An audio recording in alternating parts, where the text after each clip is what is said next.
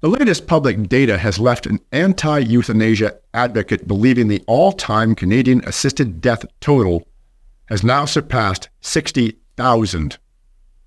The 8th annual report of the Quebec Commission on End-of-Life Care indicated there were 5,211 reported euthanasia deaths from April 1st, 2022 to March 31st, 2023, up from 3,663 in the previous year.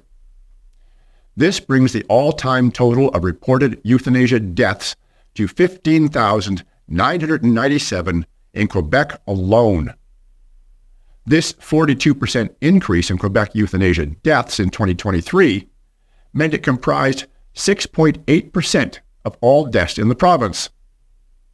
The report also indicates that from April 1st to June 30th, 2023, the number of reported Quebec euthanasia deaths increased by another 24%.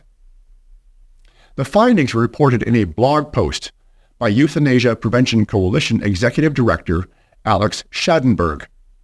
He said it was shocking that in the past year, 15% of Quebecers who received euthanasia were not terminally ill, and that Quebec led the world in its percentage of medically assisted deaths.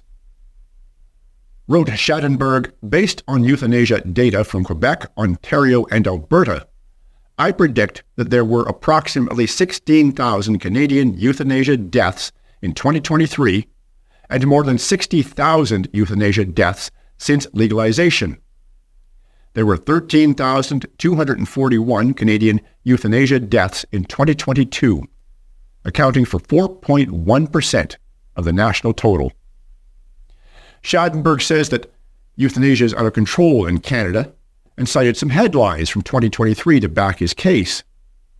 In December, a BC cancer patient died by euthanasia after BC Cancer wouldn't provide him chemotherapy. BC has been shipping cancer patients to Washington State after Bill 36 gutted their healthcare system. In October, Bill C-314, to prevent euthanasia for mental illness, was defeated.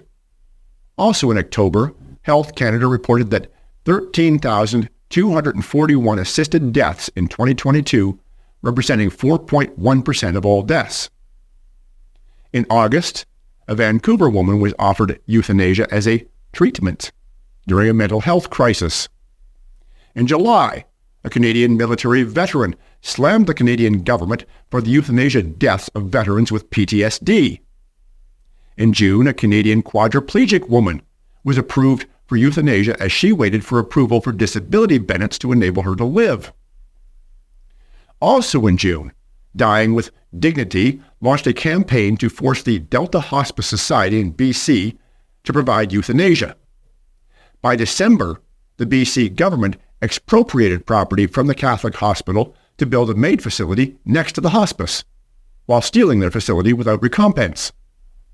Check ironwillreport.com for my July interview with Delta Hospice Society member Angela Ireland for details on that.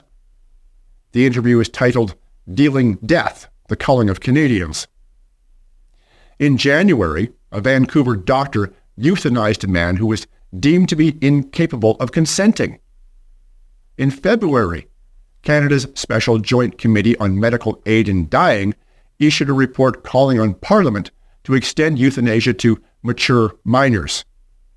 This would leave Canadian children as young as 12 able to be euthanized without parental consent. In January 2023, the Euthanasia Prevention Coalition reported on Tyler Dunlop, who was homeless and seeking death by euthanasia. In December, he published a book, Therefore Choose Life, My Journey from Hopelessness to Hope, which can be ordered from the EPC. You will find a link to that book below this report.